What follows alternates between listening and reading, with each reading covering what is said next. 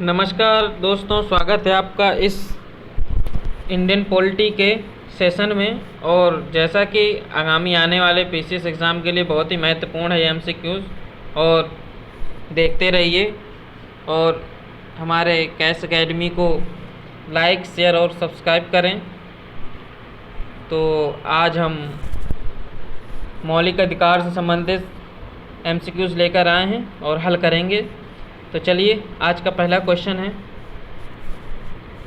है, वर्ष 1976 में 42वें संविधान संशोधन द्वारा संविधान में नागरिकों के लिए कितने मौलिक कर्तव्य निश्चित किए गए? A number 8, B number 10, C number 11, D number 12।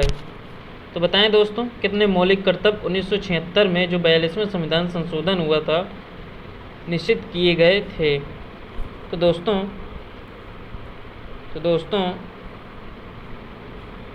10 मौलिक कर्तव्य 42वें संविधान संशोधन 1976 द्वारा, ठीक है, 1976 द्वारा जो है तो इसमें क्या किया गया था? ऐड किया गया था, ठीक है दोस्त। और जो हमारा लास्ट वाला था उसको जो है तो 86 जो है तो कॉन्स्टिट्यूशन अमेंडमेंट द्वारा 2002 में जोड़ा गया था, ठीक है। शिक्षा से संबंधित, किससे था? शिक्षा से संबंधित था। 86वें संविधान संशोधन 2002 द्वारा जोड़ा गया था। कौन सा? 11वें नंबर का, ठीक है दोस्तों। चलिए अगला क्वेश्चन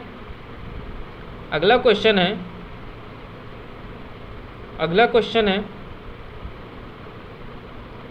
भारत के संविधान के उद्देश्यों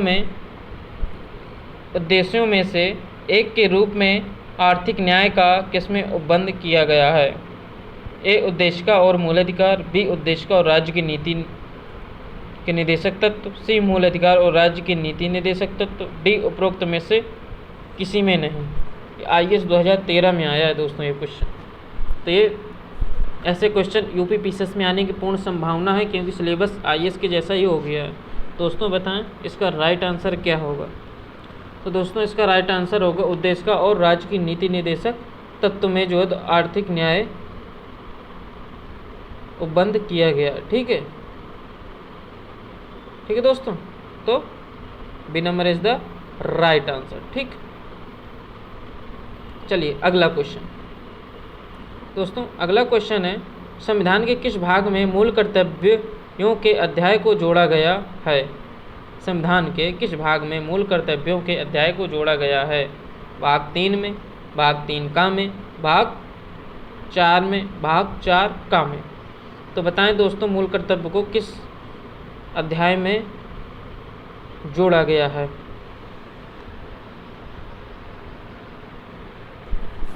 तो बताएं दोस्तों किस अध्याय में जोड़ा गया है? तो दोस्तों इसका राइट आंसर होगा आपका D number is the right answer, ठीक है दोस्तों। यानी कि भाग 4 का में इसको जोड़ा गया है, ठीक है दोस्तों, मूल कर्तव्यों को। चलिए दोस्तों अगला क्वेश्चन है भारत के संविधान के किस भाग में प्रबंधन में कामगार की सहभागिता समाविष्ट है? ए उद्देशिका, बी मूलाधिकार, सी राज्य के नीति निदेशक तत्व, डी उपरोक्त में से कोई नहीं। बताएं दोस्तों इसका राइट आंसर क्या होगा?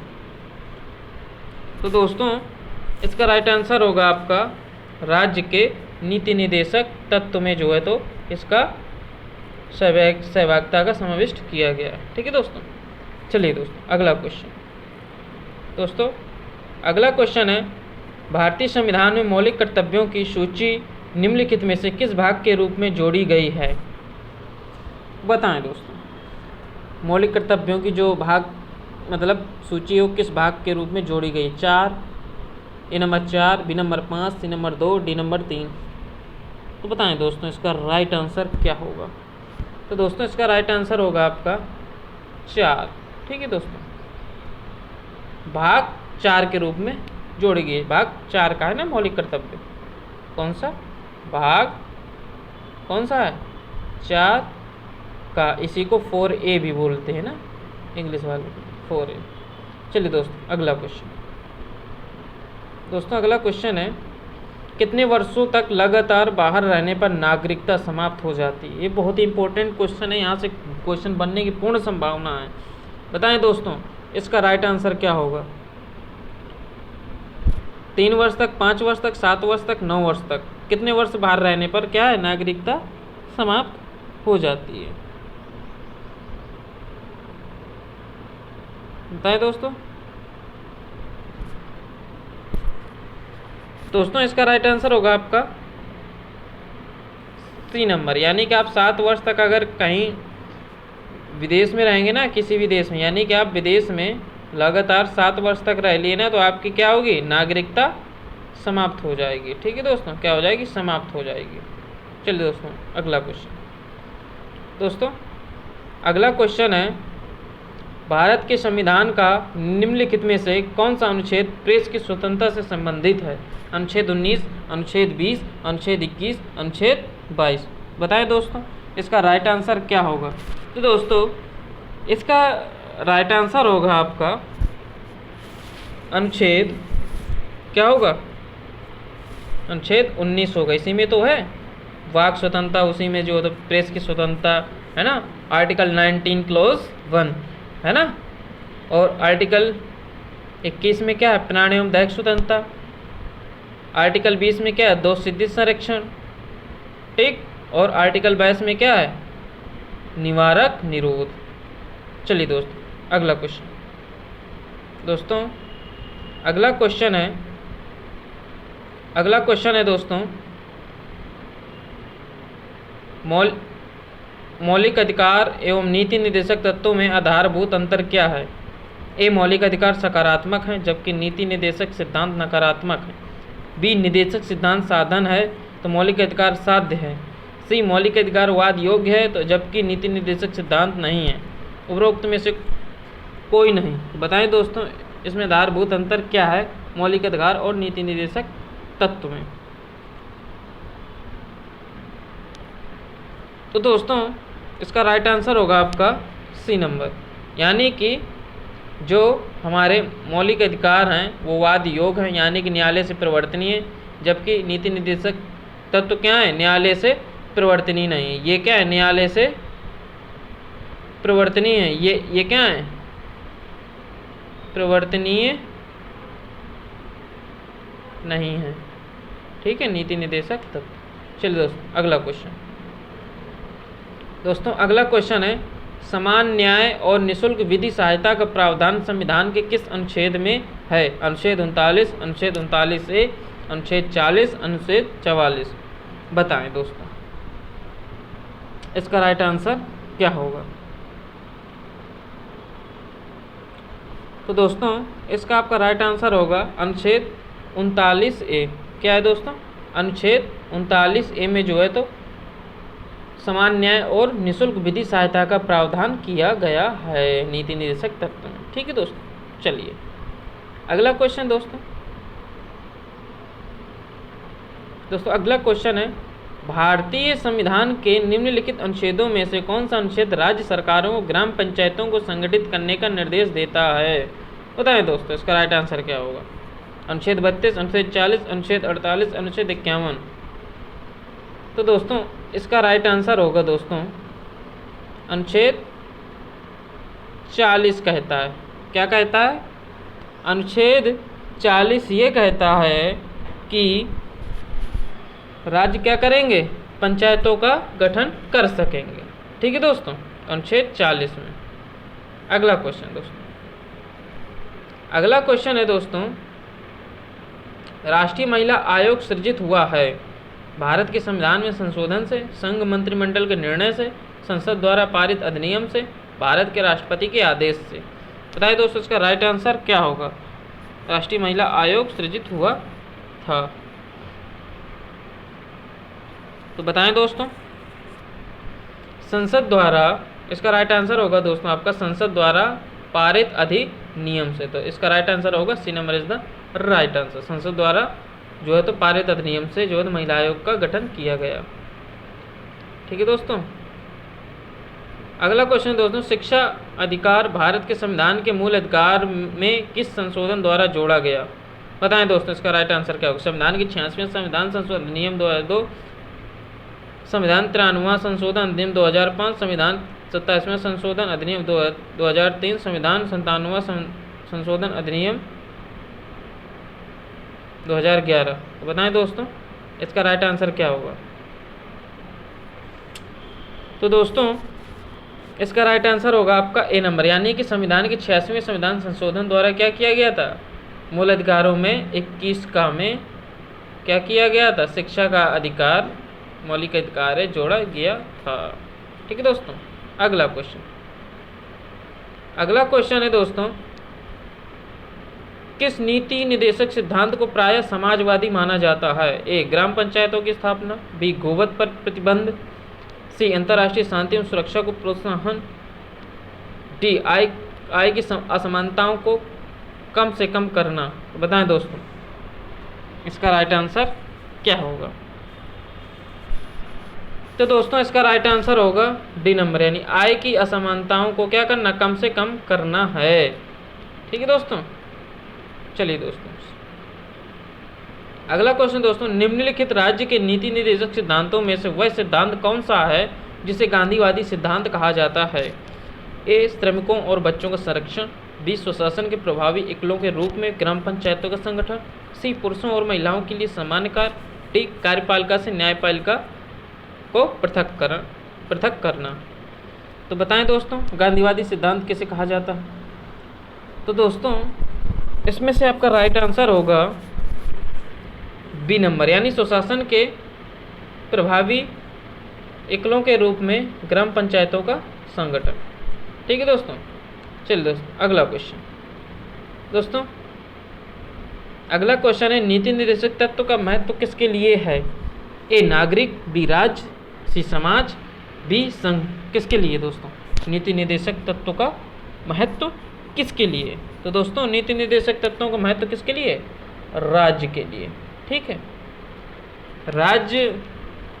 राज्यों को जो है तो ये निर्देश दिया गया है कि राज्य ऐसा करे जब सक्षम हो जाए। ठीक है। लेकिन ये क्या न्यायालय से परिवर्तनीय नहीं है, कोई भी व्यक्ति न्यायालय नहीं जा सकता है इनको लागू कराने के लिए। ठीक है।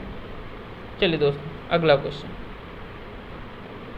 दोस्तों, अगला क्वेश्चन है भारत में मताधिकार और निर्वाचित होने का अधिकार किसमें है? ए क्या है?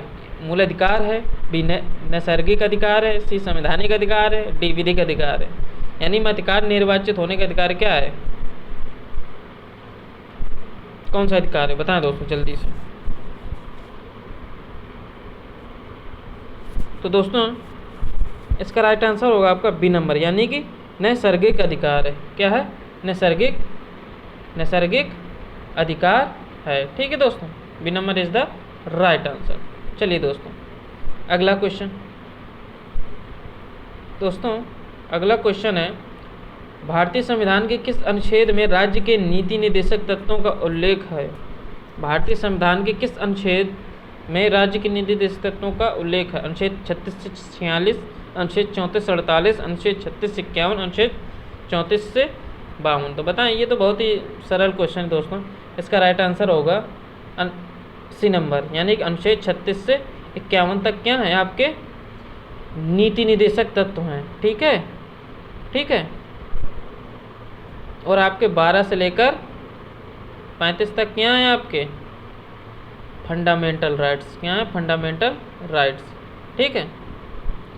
चलिए दोस्तों अगला क्वेश्चन दोस्तों, अगला क्वेश्चन है संविधान का वह कौन सा भाग है जो संविधान के निर्माताओं के मस्तिष्क और उद्देश्यों को प्रतिबिंबित करता है? मूल अधिकार, संविधान की प्रस्तावना, राज्य के नीति निर्देशक तत्व, भारतीय नागरिकता। बताएं दोस्तों, ये क्वेश्चन शायद एक बार हो भी चुका है तो आपको पता होना चाहिए कि इसका राइट आंसर क्या होगा। तो दोस्तों इसका राइट आंसर होगा आपका राज्य के नीति निर्देशक तत्व। ठीक है दोस्तों, इसका राइट आंसर होगा राज्य के नीति निर्देशक तत्व। चलिए दोस्तों अगला क्वेश्चन दोस्तों, अगला क्वेश्चन है भारतीय संविधान के भाग 3 में कुल कितने अनुच्छेदों में मूल अधिकारों का वर्णन है? भारतीय संविधान के भाग 3 में कुल कितने अनुच्छेदों में मूल अधिकारों का वर्णन है? 21, B number 22, C number 23, D number 24। तो बताएं दोस्तों कितने अनुच्छेदों में है?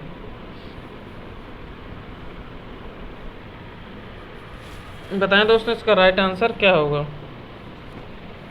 यानी कि 22 अनुच्छेदों में दोस्तों इनका उल्लेख है। ठीक है दोस्तों, 22 अनुच्छेदों में फंडामेंटल, जो हमारा फंडामेंटल राइट्स है, इसका उल्लेख किया गया है। ठीक है दोस्तों, चलिए अगला क्वेश्चन। दोस्तों अगला क्वेश्चन है, भारतीय संविधान द्वारा भारतीय नागरिकों को कितने मौलिक अधिकार प्रदान किए गए थे?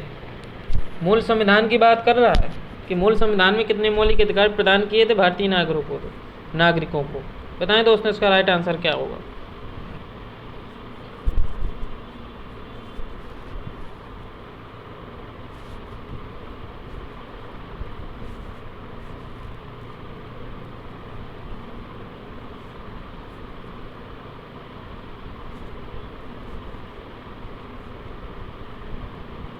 दोस्तों 7 मौलिक अधिकार दिए गए थे। ठीक है, अब कितने? अब 6 बचे हुए वर्तमान में। ठीक है दोस्तों, चलिए दोस्तों अगला क्वेश्चन। वर्तमान में भारतीय नागरिकों को कितने मौलिक अधिकार प्राप्त हैं? अब देखिए, वर्तमान में पूछने लगा कि वर्तमान में कितने मौलिक अधिकार प्राप्त हैं। पहले कि क्या था कि भारतीय नागरिकों को कितने मौलिक अधिकार प्रदान किए गए थे? तो 7 किए गए थे। अब पूछ रहा है कि वर्तमान में कितने नागरिकों को कितने मौलिक अधिकार प्राप्त हैं। तो बताएं दोस्तों कितने मौलिक अधिकार प्राप्त हैं? 6, 7, 8, 9। बताएं दोस्तों। दोस्तों अब 6 मौलिक अधिकार हैं। ठीक है ना। 44वें संविधान संशोधन 1978 के माध्यम से क्या किया गया था? जो हमारा संपत्ति का अधिकार था, क्या था? संपत्ति का अधिकार था ना, उसको 300 का में जो क्या बना दिया गया? विधिक अधिकार। क्या बना दिया गया? विधिक अधिकार। ठीक है, और भाग 12 में इसको जोड़ दिया गया। ठीक है दोस्तों, तो ये है आपका पूरा। चलिए दोस्तों, भारत के संविधान में मौलिक अधिकार मूल संविधान का हिस्सा था।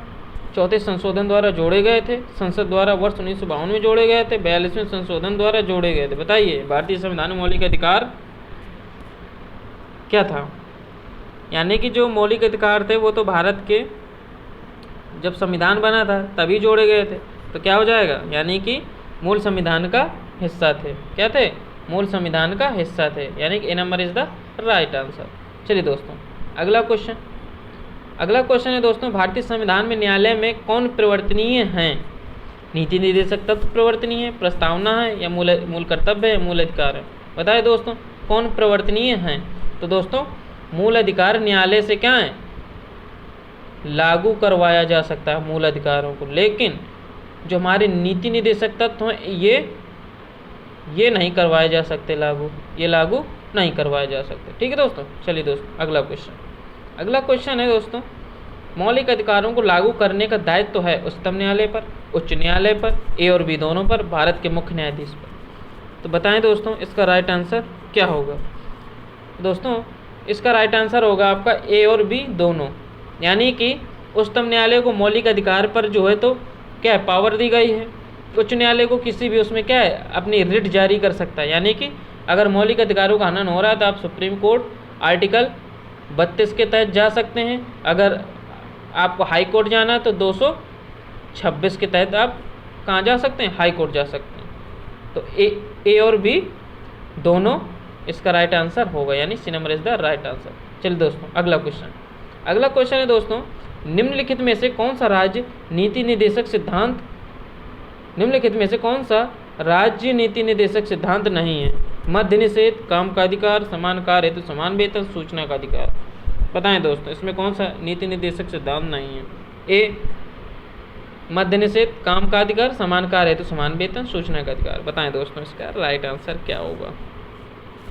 तो दोस्तों इसका राइट आंसर होगा आपका सूचना का अधिकार। सूचना अधिकार संशोधन अधिनियम 2005 द्वारा जो है तो ये हमारा क्या है? राइट टू यानी RTI आया था, यानी राइट टू इन्फॉर्मेशन 2005 5 संशोधन से जोड़ा गया था। ठीक है दोस्तों, चलिए अगला क्वेश्चन।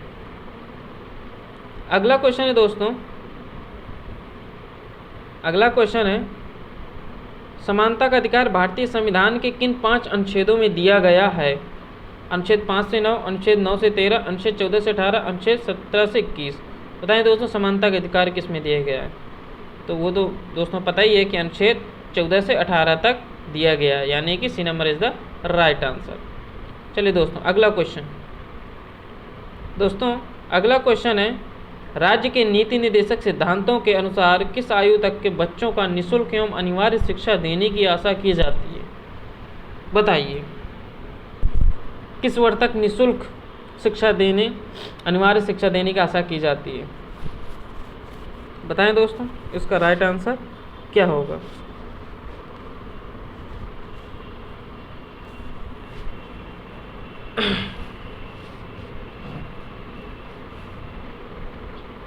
तो दोस्तों बताएं इसका राइट आंसर क्या होगा? दोस्तों इसका राइट आंसर होगा आपका 14 वर्ष तक, यानी कि 6 से 14 वर्ष तक क्या क्या होगा? निःशुल्क शिक्षा का प्रावधान जो है तो करता है हमारा, ठीक है, संविधान।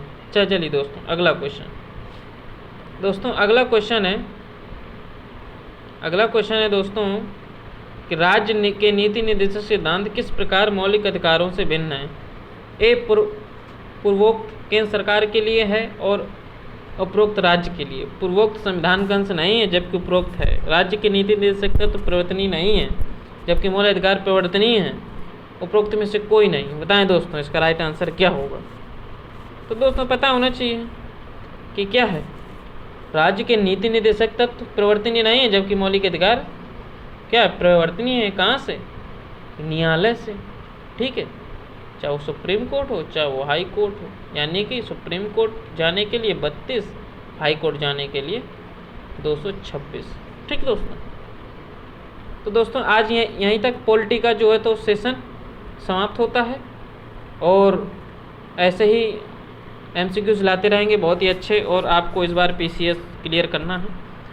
तो दोस्तों इस सेशन को शेयर करें, लाइक करें, कैश एकेडमी को सब्सक्राइब करें और ज़्यादा शेयर करें। तो दोस्तों आज के सेशन में इतना ही, फिर अगले सेशन के साथ मिलते हैं, तब तक के लिए नमस्कार।